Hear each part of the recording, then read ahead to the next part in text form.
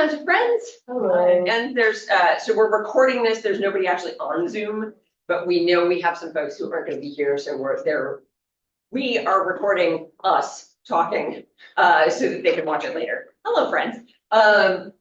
So in case you don't know who I am, which I'm not sure how far you can get in Jepson without knowing who I am, but whatever. I'm Kristen Bazzaio, I'm the Associate Dean for Academic Affairs. All of you at some point should come and talk to me about your specific life plans having to do with Oxford. You should also make sure to make an appointment to talk to Dana Kupcham, who is in the Office of Scholars and Fellowships. She also will have some advice for the process of applying and is familiar with the program and can help you kind of think about those things. And this is Taylor. Taylor is a former Oxford scholar, also currently works at the university, so you can stalk her and find her and ask her questions. I assume that's okay. Yes, yeah, that's totally fine. I had Taylor many, many years ago in class, which is why we were talking about. But so Taylor went in 2020 through 2021. It was a really interesting time to be in the program. Yeah. And you were in which program? And I got my master's in higher education, so through the Oxford Department of Education. Yeah, I was a student based in Lady Margaret Hall. We'll get more into the colleges later.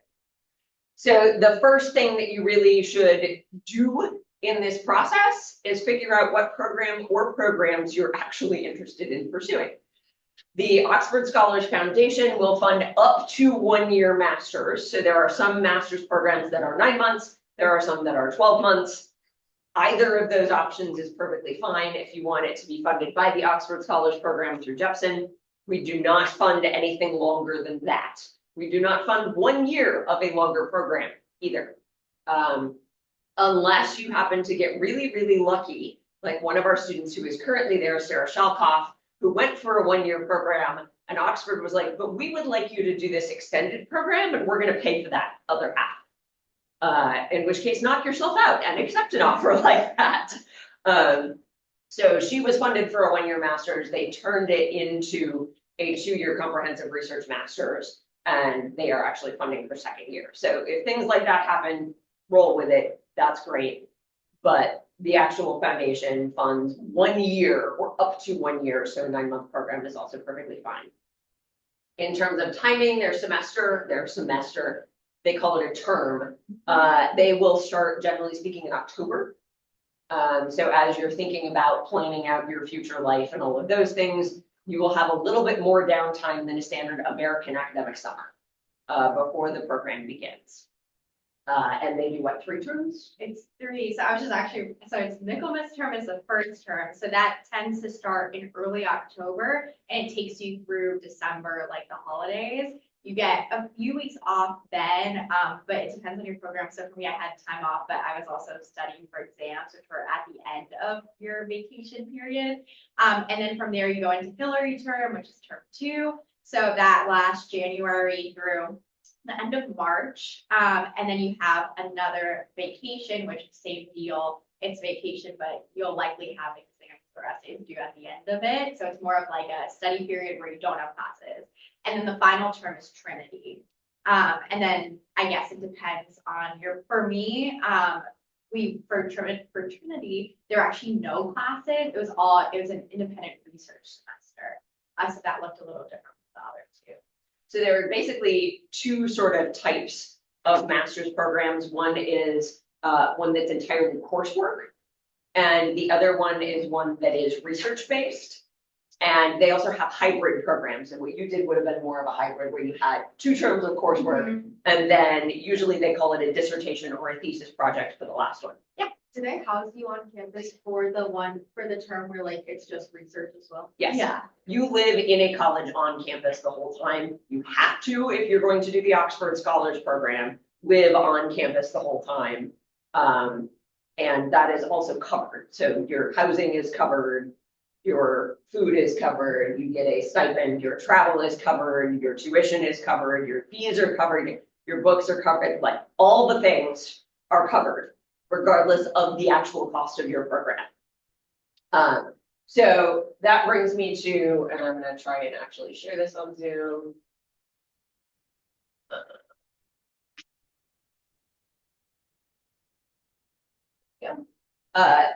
This is where you can find courses if you have not looked already. So this is the Oxford graduate website. It is the A to Z of courses. You can use this to find what is out there if you have not done this already. What you want to do is you need to be full-time. Taught and research are those two class types that I was talking about. They call it a taught course. When they say course, they mean a course of study. They don't mean a class. So you would be taking a master's course, and that would involve multiple classes and possibly some research. And so you can look down here and it will tell you, okay, here are the courses, so the programs, the actual major that you would have in your master's degree. And then the amount of time. So advanced computer science, it's a Master of Science, is a 1-year program that would qualify. African Studies is a 9-month program that would qualify. Ancient History DPhil does not qualify because it is 3 to 4 years. It's also a doctorate, not a master's. That's why it takes longer. And so you can use this to sort of look down the list of what is available and what is not. You can also, of course, say any level here, and that will get you to everything that's a master's program, and you can look through them there. So I'm going to go snag something that people have done before.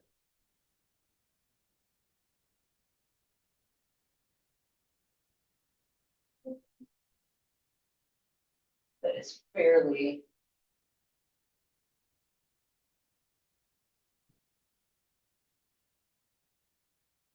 popular, and that is the public policy program at the Blavatnik School. Is we just keep sending people to this program. I don't know why. We have 2 people who are going to be doing it next year.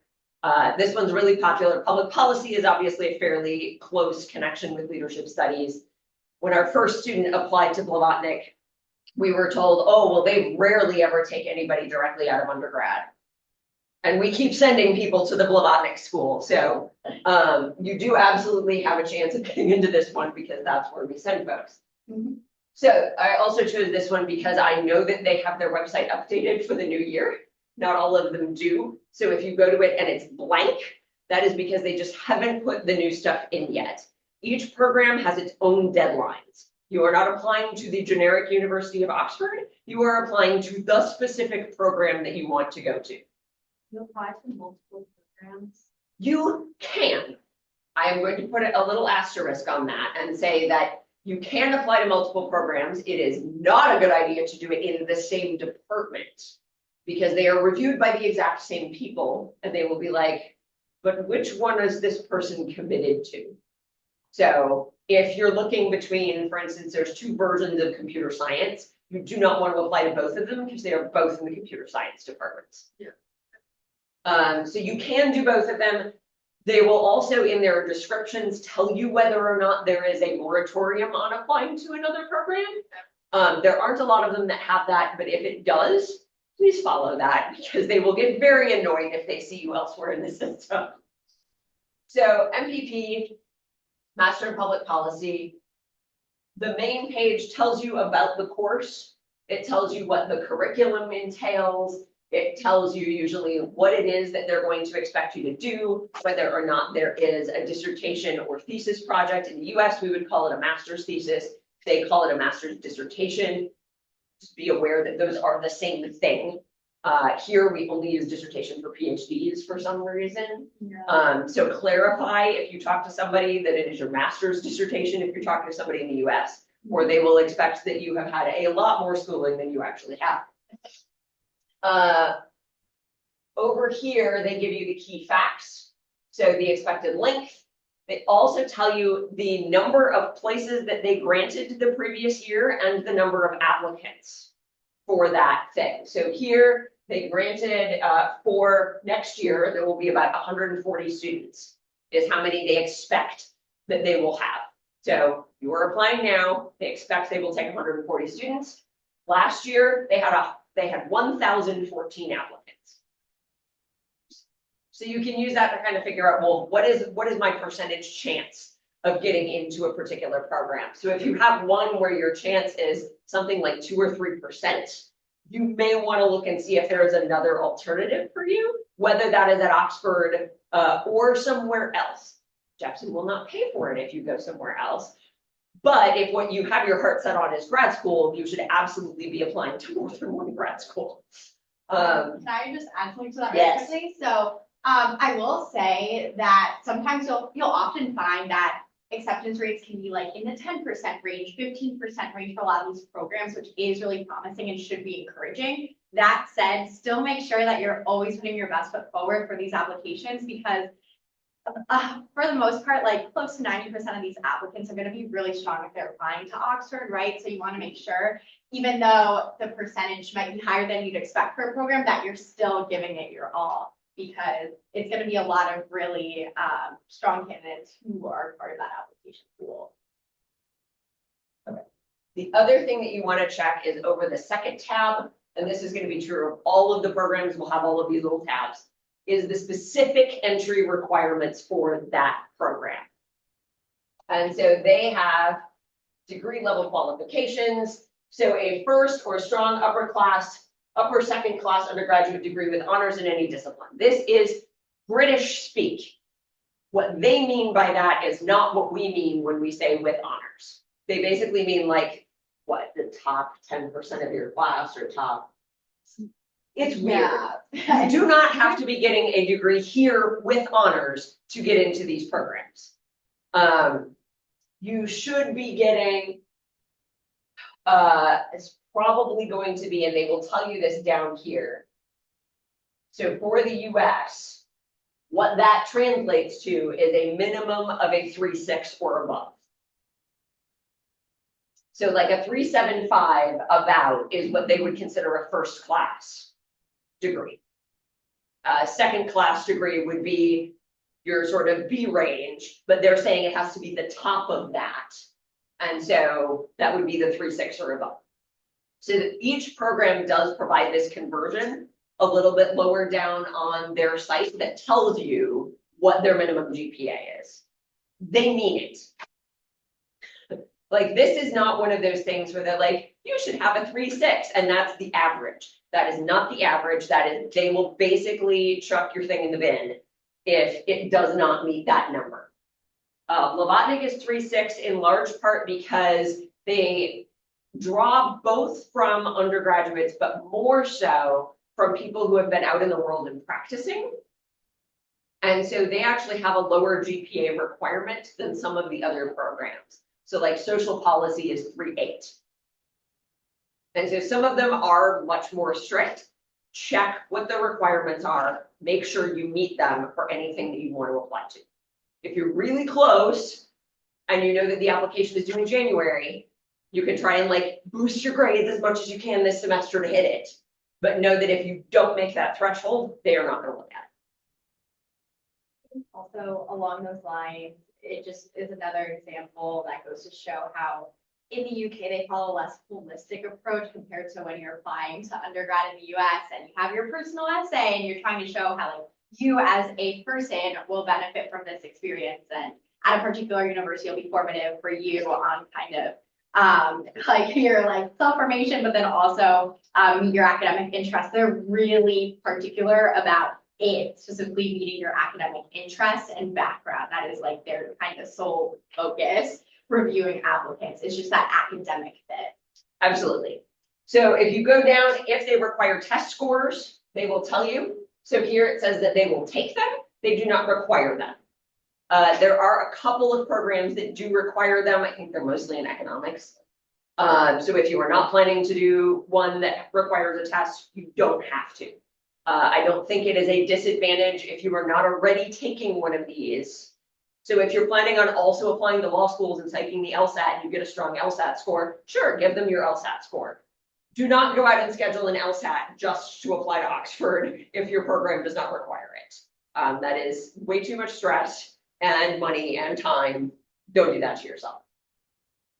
As you continue down any of the pages under requirement, it will tell you other things. This one requires evidence of leadership and impact. Your Jepson students, you know what leadership is. You can talk about that. You can talk about how you engage with leadership personally. That might be holding a leadership position. It might be what you think about leadership, your philosophy of leadership, how you plan to be an engaged citizen, whatever that is. You are actually much better equipped to answer this particular question for the MPP or for the social policy. They ask something similar than a lot of other students. It is probably why we place really well in both of them. If you are not a native English speaker, they will actually require scores for that so that you are demonstrating English proficiency. If you look at this, you're like, what does any of this even mean? And you have been speaking English since childhood, don't worry about it.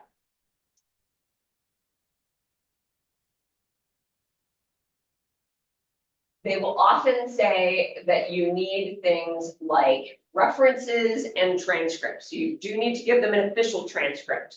That is something that you can arrange for the university to send an official transcript over.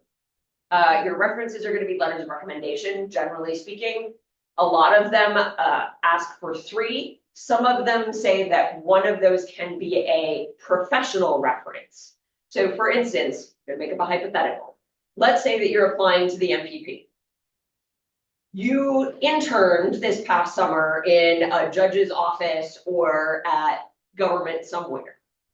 That would be a good place to get a professional reference for something like this, is if your internship or any job that you have held recently has actually had bearing on the thing that you are going to apply for your master's for. If it does not, that just means that you're probably going to pull 3 academic references, and that is also totally fine. You want to use your references to make a case for why you belong at the school or in that particular course. They're not just there to be like, this person is lovely. So let's say you did your internship at Camp Kesem, but you are going for MPP and you have no intention of talking about cancer or healthcare as your public policy interests. You're going to talk about global poverty.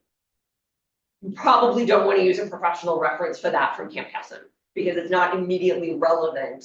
And they're just going to be like, yeah, great, this person's lovely and works well with children, we don't care. Now, if you're going to education, that's not higher education, because there are levels of education, that could be a good professional reference if you're planning on working with kids. So that's how you kind of make that choice. If you are doing a thesis, particularly if it is a year-long thesis, because it's tight, you should have your thesis advisor be one of your recommenders because it will look really weird if they don't. And then people will be like, well, why isn't the person that they're spending an entire year doing research with willing to vouch for this person? So if you are doing one, that is one of your people. You have a third of your work done in terms of finding your letters of recommendation. They also then, the last one that's super important is how to apply. This will tell you everything that you actually need to know about applying to the specific program. You should look at all the tabs. These are sort of the highlights. This one in particular, so you can try to do the application fee waiver. What I recommend that you actually do, since they care far less about you because you are not a citizen of the United Kingdom, unless you happen to be a dual citizen in one of the Commonwealth countries, and then they might care, is go to Spiders Helping Spiders, because they have a fund that will help you apply to grad school. So that you can get University of Richmond to help you cover the application fee part of this, if that is a concern for you. Completing the application. So you will need your referees, you will need your transcripts, you will need a CV/resume. Those are not the same thing. They look different. They don't care which one they have, but if it says CV, that is a different creature and it is organized differently than a resume. Career Services can help you with that. Dana Kuchum's office can help you with that. I can help you with that. Any academic advisor that you have can help you with that because we don't have resumes. We have CVs. They're very, very different little beasties. Even if they have the same stuff on them, they're different. A personal statement or a statement of purpose. This means something different, as Taylor was saying. in the UK than it does in the US. They do not care where you grew up. They do not care what your childhood pet was or what your personal life feelings are about pretty much anything. They want a statement of research purpose. What are you interested in studying? What are you going to do with this master's degree? Who are you going to work with in their department? So go stalk the department website. Make sure, one, that the people there actually do the things that you want to do. So it is really, really important. You will need an advisor for that master's dissertation. You want to have somebody there who does what you want to do. If they don't have someone there who does that, they're not going to accept you because they will look at your application and go, we can't help this person. They might be awesome, but we can't support the project that they have in mind. So go look at what they actually do so that you can tailor what you do to at least align or be tangentially connected to it. And if they really don't have anything that's even remotely close, go find a different program and start looking there and seeing if you can think of alternate places that what you do might show up. And this one requires 2 writing samples. Some require 1 writing sample, some require no writing samples. The writing samples, yeah. Oh, sorry. So the writing samples should be recent, preferably this semester or at the very furthest away, spring of last year, or something that you have just redone for the purpose of this. But for the sake of your sanity, I am going to tell you to use something that you have written recently and that is already polished. You can change it and polish it from whatever it was. So if it's your ethics paper and you're like, oh, it's a little bit too long, or oh, I want it to be less ethicsy and more something else, you can absolutely change it. I would not recommend cold writing your writing samples. Because that is far more work than you want to do, and nobody else's eyes will have been on it. Whereas if you pull something that's a paper, at least you've gotten a professor's feedback on it so that you know where you could strengthen it even further. Yeah. Would like our thesis draft proposals work? So probably not. Because it's a proposal, it's not actually your research. I actually used my application, Did you? so it worked for me, but I would go, you know, to play a safe baby. Right? It's like, so I'm thinking of like my honor students. Yeah. Their proposals not in a million years would that have been a good idea to use that as a writing sample. But depending on how your proposal was written, whether it has an actual argument and like some research basis to it. So like if you were drawing on things that you would have read and researched and quoting stuff, then it can work. That's how mine was, yeah. But having taught 399 a bunch of times, they vary really widely depending on the project and the discipline and how far somebody got that semester, because they may have changed their topic 7 times, and so they just didn't get as deep into it as quickly. It can, but it needs to be a coherent and singular excerpt. So it needs to have a pathway. It can't just start randomly in the middle of something and end randomly in the middle of something. So you want to make sure that it's a section, for instance, of, it could be your actual thesis that you're working on, that fits the word count, that has a clear beginning, middle, and end, so that they're not going, okay, but where do I go with this? But yes, you can absolutely excerpt things. You can also, knowing that you're going to be doing this, particularly for those of you with December and January deadlines, say, what class am I in now that is going to give me the freedom, like ethics, to write a paper on pretty much any topic that I want. Let's make that my writing sample or one of my writing samples, because then you have the ability to kind of control what it is that you're going to actually talk about.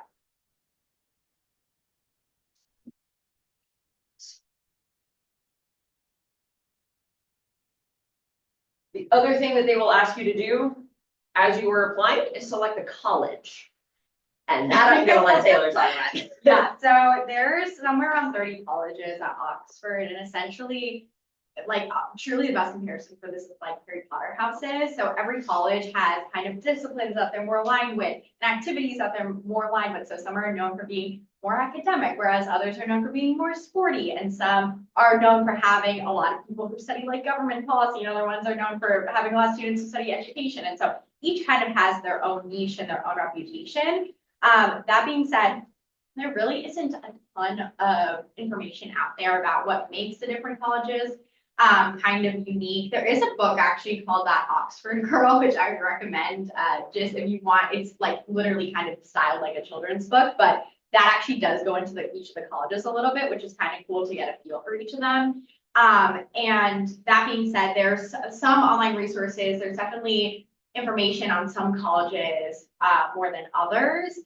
But what I would recommend doing is looking to see your faculty who are part of the programs that you're looking to apply to, see which colleges they are, because every faculty member is part of a college. So if you see that a lot of them are part of one particular college, then that's probably a good college for the field that you're looking at. So what I did when I was filling out that part of the application is I actually reached out to the Jepson Scholar of the Year before me, and I just asked her for general advice on choosing a college, and she gave really good advice, which was to consider, first of all, the distance between the college and your department location, because you don't want to be located somewhere that's really far away from all of your classes. So that's one way that, or one consideration.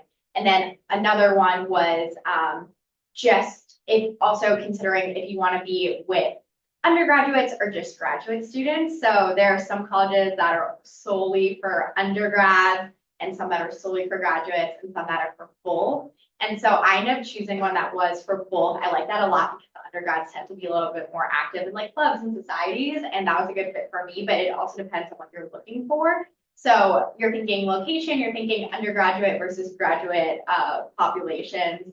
And then also just doing some research on, I came across like three, using that criteria, 3 colleges that seemed like they would be a good fit for me. And I did a little bit of research into each of them.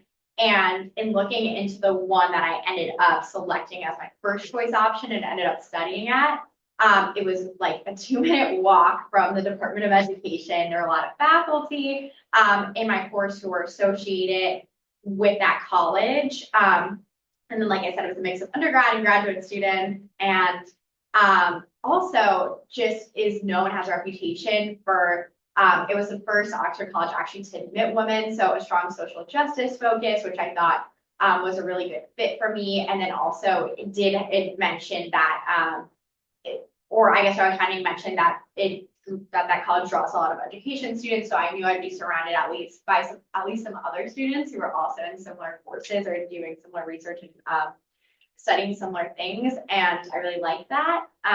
And so you can also see other things like visiting fellows who are associated with the college. So for me, for Lady Margaret Hall, Emma Watson has been a visiting fellow in the past, and that was really cool. Malala studied for undergrad in that college, so just a lot of things were looking like it aligned well for me. So I made it my first choice, and then I ended up getting selected. So you actually don't even need to select a college, but that means that they'll randomly assign you. So you'll probably end up getting kind of the bottom of the barrel colleges that no one has like ranked as their first, second, or third choices. So I would highly recommend looking into it. I have some basic knowledge of the different colleges. Probably not as much as some other Oxford students would, or students who have done this program, because I did go during still like kind of the height of COVID. So I was mostly interacting with people in my college or in my program. But if you have any questions, feel free to reach out. I also have friends there still, and who have also like recently completed DPhil, so I've spent a lot more time in Oxford than I have. So if I don't know that basically the college you're looking at, I can just ask them about it. So the other thing that sometimes happens, and this is not the case for the MVP, but it is for this sustainability, enterprise, and the environment, is one of the tabs might be college preference. If it has that tab, it limits your choices. Now, as you can tell by the length of the list, it does not limit your choices that much. But if it has that tab, you should be putting yourself into one of these particular colleges. So like, you couldn't do Lady Margaret if you were going into this particular program, because that is not one that accepts students from that program. So do check and see if, once you decide to apply there, this is not the thing that should make the decision for you. But once you decide to apply there, does it have a college tab that tells you that it must be one of the following? And this actually makes your research process go a little bit faster because you can just go through the ones that are actually available to you. Because if you select something you can't choose, they're not going to put you in it.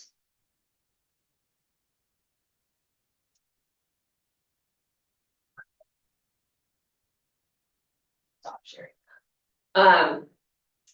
And that brings us to the, but what does Jepson want me to actually do to get this scholarship thing?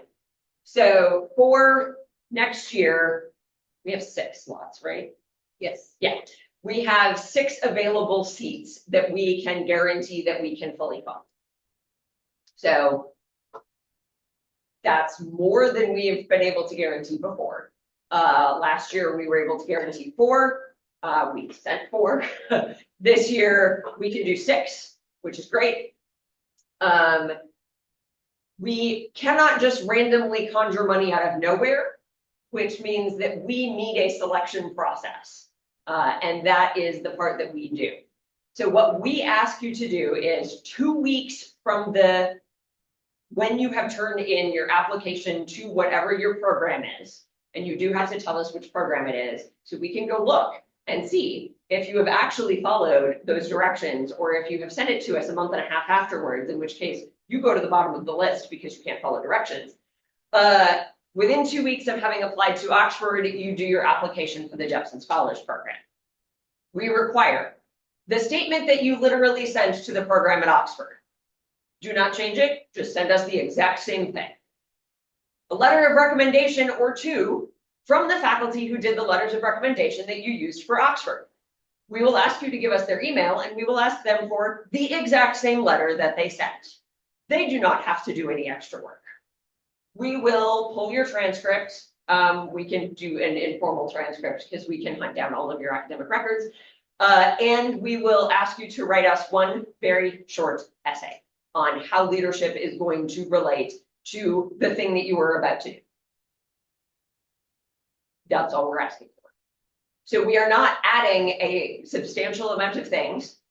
You have done most of them by the time you do our application. The only thing you have to add is that statement on how you are going to relate leadership studies to your master's program. Questions about that? Yes. So like when there are due dates for the actual master's programs at Oxford, and you submit it like before the like actual due date, is there any benefit in the like Jepson selection process to doing it earlier versus like waiting until like closer to the actual deadline? So that does remind me that there's also some of these programs have 2 deadlines. One is in like January and one is in March. March is too late. We cannot guarantee that we can hold a seat for somebody if they are doing the March deadline. I mean, knock yourself out if you want to pay for the Oxford yourself. That's fine. But we usually have to have allocated all of ours out before then. So use an earlier deadline. And so those are going to be off at some, I think there's like 1 or 2 that are November, like end of November. Yeah, but that's pretty rare. Yeah. Quite a few in December and quite a few in January. Those are going to be the deadlines for most of the programs. And that is also, by the way, true of the US, is if you are also applying to graduate study in the United States, it is going to be a few in late November, most are going to be December and January. It's just, that's how the cycle goes in academia. And so don't do the March deadline if you can help it. Sometimes people get pushed through no fault of their own. We have had this happen twice, and we have had 1 wait list.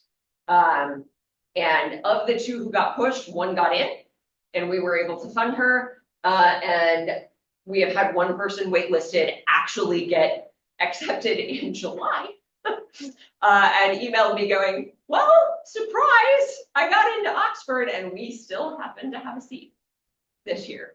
So I went, surprise, you get to go for free, which made her day. So, you know, that gets held And so like, if you get waitlisted, but not that many people get in and we haven't promised those seats, you could still get one even if you get waitlisted or you get pushed off. We also will sometimes be able to con people into donating additional funds, but that is not a guarantee. There was one year that we sent 7 people because we found some extremely generous humans who were willing to put in extra money to make that happen. But that is, we still had to turn somebody down that year for funding, because we just couldn't find another one. Because the programs, these are expensive programs. You should try and see if you have a backup in your life in terms of funding. If that is something that you should at least be looking into that possibility. Because we are getting more and more students into these programs, but our financial pool is limited because we want to keep being able to fund these programs. So this is an endowment style fund. That means that what we're actually using is the interest that accrues so that we can continue to send at least this many people every year. And like, people do put more money into it, but if we just keep taking out of it, then we won't be able to send as many people in the future. And that is not a thing that the foundation is willing to do. This is also managed by a foundation. It is not managed by Jepson itself. It is not managed by your faculty. It is not managed by me or the dean. They're the ones who actually get to make some of those calls. But, you know, for instance, that one year we sent a lot of folks. A couple of those people were not sent by the foundation. They were actually sent by individual humans. So that is not something that we can guarantee every year. But we do have 6 seats this year, which is great. The way that we evaluate these is based on your statements, based on your little leadership essays, based on how successful we think you're going to be in the program, and that very often leans on those letters of recommendation from your faculty, because those are the people who know you and know your capacity to work at the graduate level. And that is what their letters are about, is whether or not they think you'll be successful at that program. We also do take into consideration whether you can follow directions. So have you actually gotten it to us on time? And Jepson homeschool. So homeschool students get priority over non-homeschool students. And all Jepson students get priority over people who are not majors or minors. They can technically apply. It never happened. But they can apply, like, let's say only 4 Jepson students get in. If we had 2 students from elsewhere at the university apply, we would send them. But that homeschool thing is priority. So if you are not Jepson homeschool and you've been waffling about whether or not to be Jepson homeschool, this is a lot of money that would become an incentive. And if you don't get it for some reason, you could always switch back. Yeah. Just to clarify, once you submit your application, are you supposed to send in, I guess the Jepson part of the application 2 weeks after you submit your application, or 2 weeks after the deadline of your application? 2 weeks after you submit your application is what we would like, but real talk, I can't actually see when you sent your application in. But I can see when it's due, and so that's the date I'm gonna use if it shows up in like late January. Is that like a application portal on its own, or just like an email? So there's a little portal on its own on the Jepson.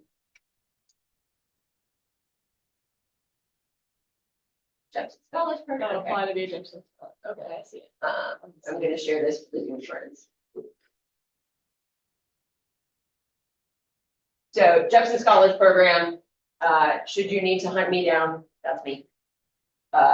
Here is your checklist that talks through all of the things that you should do before you actually click submit. This is a direct link to the Oxford program, so it'll take you back to that site. No, that is The Oxford programs. no, that is the PDF. Oh, it's a PDF list of Yeah, the that's the Oxford program. Yeah. Okay. It is a PDF list of all of the Oxford programs so that you can go look at it. And then, yeah, your application starts here. We also have, you know, fun and exciting little bios of everybody who's currently chilling or is about to chill in Oxford. They haven't quite left yet. So you can see who they are and what they got themselves into. And then last year's student, the previous year and so on, so you can see what people are up to.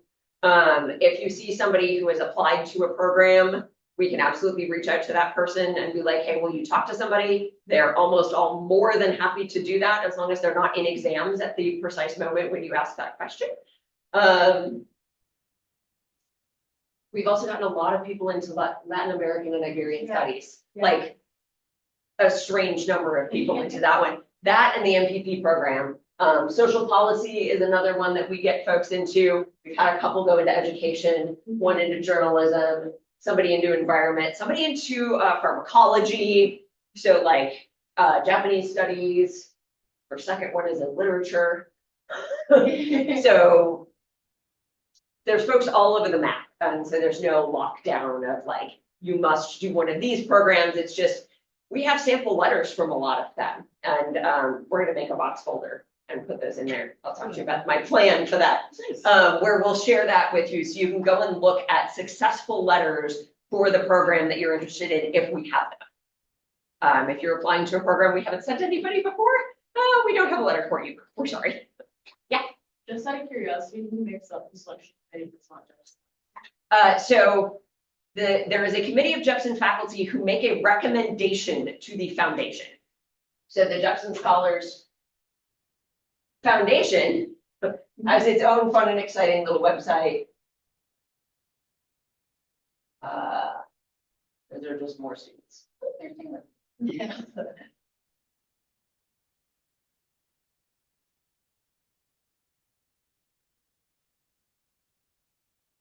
So this is the foundation.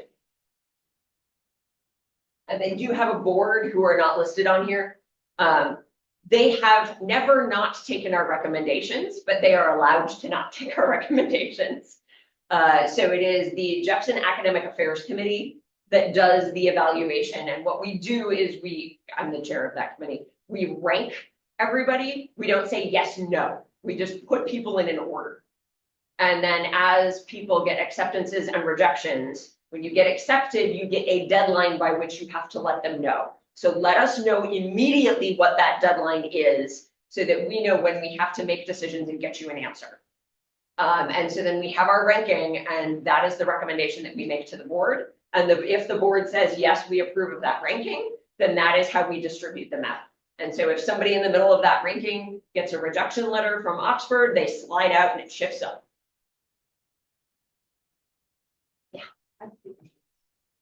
Do your recommenders have to be in Jepson? No, God, no. If your program is in something like art history or museum studies, we have somebody in museum studies right now, just doing a really cool project. So if it's there and you need somebody who can talk about your competence in museums, please get somebody who can talk about your competence in museums. Like, no, it does not have to be a Jepson person. Do you have to maintain Jepson as your primary major through to graduation if you're a Jepson scholar? In order to receive priority on the scholarship, yes. Like you couldn't like receive scholarship and then for graduation that you're almost something else, switch your major, primary major. Nobody has ever done that. So I cannot give you a definitive answer, Okay. But it's rude. Let's put it that way. Somebody's going to give you what amounts to, 30 or 40 grand to do a master's program. Yeah. They would not be pleased. And by they, I mean Bob Jepson, who basically owns our souls.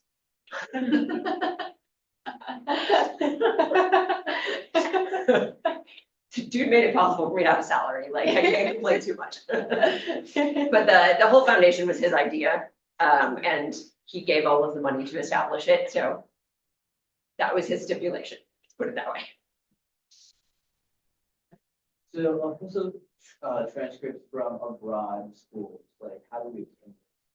Is it online or is it different? So I believe they do pretty much all of that digitally. You would need to contact that school and request that school send your transcript to Oxford. Because you have to get the registrar to send it. You can't just tell Oxford to talk to the registrar. I'm trying to remember. I think you have to have the registrar send you it. That sounds right. Yeah, I mean, it does to me too, Yeah. but I applied to grad school a really long time ago. So. So yeah, you would contact that institution with your student ID, all of that stuff, and get it sent over. What was your problem with like? Oh, fantastic. And I mean, that also is like saying something because I was literally. I was gonna say, doing also the 2020, height of the 2021. pandemic, And I mean, like, I felt like I was in the right place. I felt that everyone, it was really cool to be surrounded by people in my course, in my college, who are just so passionate about their area of study, or I guess they're like niche within like the higher ed realm for like my course mates. I think it's a very similar feel, socially to your feel kind of when you're in Jepson classes and you can tell people is really excited about kind of like the topics that you're talking about. And so I think as a Jepson student, it felt very, I guess, I don't know what the word I'm looking for is, but it felt very familiar to kind of my experience in Jepson courses and classes. And as far as kind of the work-life balance, it's definitely something that you have to figure out and you have to do what works best for you. I have friends who were in my same housing, in the same housing as me. And so essentially I had 11 housemates when I was there. So I had my own bedroom, but I was on a floor with 11 other people. So that was a mix of master students and MPhil students and PhD, or they call them DPhil students in the UK. And so people were like at different levels of their Oxford education. It was a graduate only building though, but I also had undergrads at my college. And so I have friends who were doing DPhils at the time who were just fully research mode, like pretty much all the time. And they treated it like a 9 to 5. So they would like work on the research for 9 to 5. I tried doing that during my term where I was research only. That didn't work best for me, but for some people it works really well. It just depends on how you are as a student and how you find balance. I was able to, even with COVID, I got really involved with my college. I was part of college student government. I was part of like the department's like student committee. I'm trying to think of like what else I got involved with there, but I definitely still had a really great social life with, I had my friends who I live with, I had my friends in my course, we all got really close.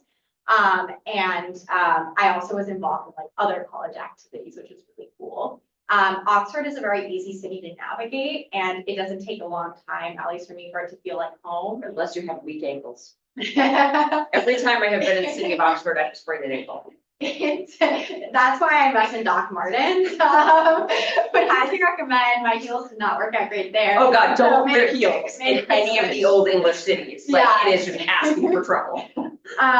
But it's very, it's not too big in that if you're on one side of the city, it'll take you maybe 30 minutes to get to the other side. It's a good mix of like city, but then also like there's a lot of parks, and there's Fort Meadow, which is like this huge meadow with like horses and cows, and like there's a lot of like beautiful nature as well. That's another thing you Really can cool consider. canal walk. Yes, oh my God, beautiful. I got to watch them using the locks this last time. That was really cool. They have old hand style locks, where they fill the boats, and they have canal boats that literally run around the country. And actually got to see somebody filling the lock this year. That's so cool. I mean, there's like punting, and like it's just another thing, Rowing. I guess. Yes, rowing. Catherine Rita right now is on the road. Well, I think she's done now, but was on the rowing team while she was doing her master's, and she was the one in pharmacology, but she joined the crew team and did rowing every like 2 or 3 times a week in the morning, and got up and to do that. So you can find ways. Sophie McClellan has a job that she was working while she was there. She was actually the one in the museum studies. She was working in the museum where she was also doing her research. So she was able to do both of those things at the same time. And I learned way more about this like weird witch bottle history of Oxford at the one breakfast I had with her than I knew about witch bottles before, which is pretty exciting because I actually knew things about witch bottles. I also was involved in the Global Leadership Institute. The Global Leadership. GLI. Okay, Yeah. so there's that, and then Yeah. there's the character project. Oh, so at the time, has it like changed? Because it was all like, it was Oxford Character Project as part of the global leadership. Yes. Right? But So they yeah. are technically two different things. Oh, so yeah, Oxford Character Project. Yeah. Yeah, and I did that with Lena, who's the other Jepson scholar I was studying with at the time, who's doing the MPP program. And that was also so relevant. It was a really cool way to kind of connect the education classes that I was taking as a master's student with my undergraduate leadership degree, and also to like find and like form community. So they don't call it leadership studies, it is the Oxford Character Project. I happen to be buddies with the guy who runs it. Okay, so his name is Ed Brooks. He looks like Eddie Redmayne, and it disturbs me every time I see him. I'm like, nope, you still look like Eddie Redmayne. And so helps you remember his first name though. I will actually, if you are interested in pursuing the Oxford Character Project and you get in, I will introduce you to him so that you actually have that point of contact. We keep all of you guys connected to each other. So folks who are all going over together, it was just the two of you when you went. But like the cohort pretty much kind of stays interconnected. They apparently all really like to go to Walton Gardens now, Yes. which is delicious. With a cute little cafe in an old church that is no longer a church, that has a bunch of gardens. And so they meet up, you know, every couple of weeks, and they talk to each other about what they're doing, and they touch base. And so there's the Jepson community within the Oxford community. But obviously you also make friends in your discipline, in your college, all of those sorts of things. You also don't have to do any of that. If you really just want to drill down into your research, that is 100% okay, and you will be allowed and encouraged to do that by your department. So whatever your personality is, you will be able to find a way to make that happen. And that's part of what the college system is for. Yeah. You can find a college that's like, this is all grad students and we really just want to be locked in our rooms with our manuscripts. And that's fine. Like, real talk, that's where I would be. I would be in the one where I do not have to talk to anybody because, so I run the Cambridge program. I get up, I talk to the students because that is part of my job. And while they go to class, I fuck off and go walk by the cows. Like, you are absolutely able to do that if that is what you want to do. And so it's, you get to kind of customize your program, how you approach it, where you live, all of those things from the beginning. And help figure out, okay, where are my people here? How do I find my people here? Food is hit or miss depending on the college. Yeah. Emmanuel in So. Cambridge, tasty food. But the food is St. Catherine's, not okay. But yeah, the There's city lots of food, great the restaurants. city food is Yeah. good. Yeah. Yeah. What's the dress to the? I would Do say. you have a question for me? I would say not particularly. I guess. A cool thing about Oxford also is that they, at least at the time I was applying, and I think it's still stayed pretty consistent, they have about 65% international students. So non-UK students who partake in their master's programs. And they really are global. Yeah, and so because of that, I felt like I was like introduced to like people of so many different cultural backgrounds that it didn't feel like the UK culture was even necessarily at the forefront like a lot of the times, because there are just people from so many different parts of the world. And so I felt like it really did make me like a much more like global citizen, like and there are like there are those UK elements, but it's also Oxford, so it's not like London, like you're already like its own kind of thing. And just, I mean, the fact that I also like speak English and everything, I would say that like getting the thing that stood out to me the most is just how friendly everyone was, honestly. Because I thought people was culture shock when I moved from New Jersey to Richmond, how friendly everyone was. And then I moved from Richmond to the UK, I was like, people are even nicer here. Like, this is insane. So I was kind of taken aback by like just how sweet people were. They're And not like, passive aggressive the way that they are in the South, in the US. And they're not overtly aggressive the way that they, like, I lived in Boston, and people are like, ah, fuck you, right? Like that's just walking down the street. But they're very plain spoken. They will say Yeah. exactly what they think, yeah, that's true. but not in a rude way, Yeah. right? Like, Yeah. but if you, for instance, ask somebody from housekeeping, Yeah. you know, will you do this? And they're like, oh, no, I don't have time to do that. Like, they're not being rude. They're just genuinely telling you they don't have time to do that. And there's no expectation that they have to. So this is one of the things we talk about at Cambridge is like, they're there doing their job. They are not there to take care of you. which is a very different attitude to the way that we think about like hotel staff in the US, is that they're just, and this is true globally, this is true across the UK, is that people get hired to do a job and they're gonna do that job and the customer is not always right. The customer is only right when the customer is right. And so some people view that as rudeness, but if you are generally a considerate human being, you are going to find that people are very nice. As far as my professors, it was actually mixed. I like my two main professors for my courses. One is Australian and the other one's British. So it was kind of, when I was here, I had all professors who had like American accents. So getting used to like the different accents, I guess, was a little bit of an adjustment. I guess sometimes, especially like the Brits can talk like a little slower and like probably like a little softer. And so there is that, like I would, from online lectures, I'd sometimes like put it on like 2 times speed, just because like that would like, because that's like more the pace I was used to. But I would say that it's nothing that's too jarring, that the transition, I was shocked honestly at how smooth the transition was. Well, and remembering that places like Oxford or Cambridge, they're big university towns, and there are certain things that university towns are like the world over. They're used to having people who don't know where they're going. Also, Oxford and Cambridge are huge tourist locations. They are really used to random people who don't know where they're going, what they're doing, and what's going on. So the fact that you know where you're going after a couple of weeks, you're gonna feel fine. You're gonna be like, oh my God, these stupid American tourists. That's so cute. And the Japanese tour groups, and like, there are a billion tourists everywhere because it's Oxford. So of course we have to go there, and they will all be wearing Harry Potter robes. Because the Great Hall is Oxford Hall. So one of the main dining halls at Oxford University is the Great Hall from Harry Potter. And there will be a giant line at all times going down the stairs of adults and children in wizard robes because of that. It can be very Harry Potter and very like Bridgerton sometimes. Like there is a ball at the end of like every academic year, which is just like That's your very thing. cool. Go with it. So there's definitely unique traditions, which I found to be definitely a highlight of my time spent there.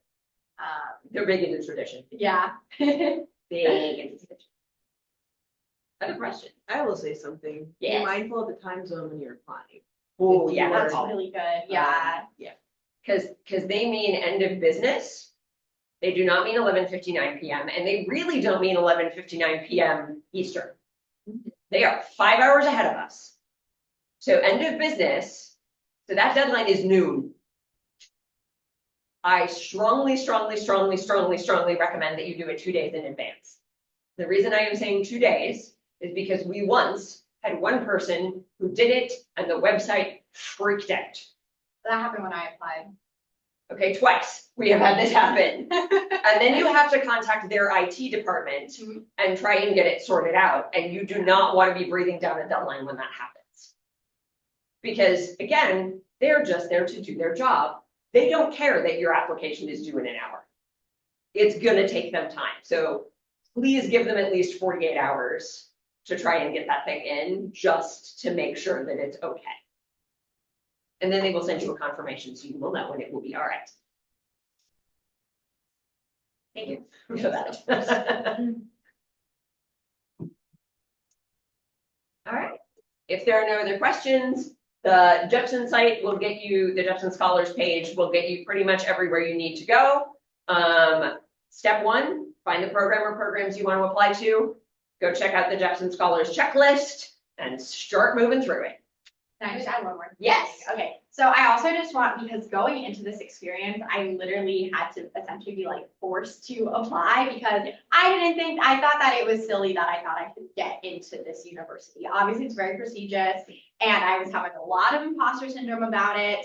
And it took one of my professors here at Jepson and also my mom being like, no, you absolutely like should give this a shot. Like you would be a strong candidate for this, to finally do it and to finally like hit that apply button.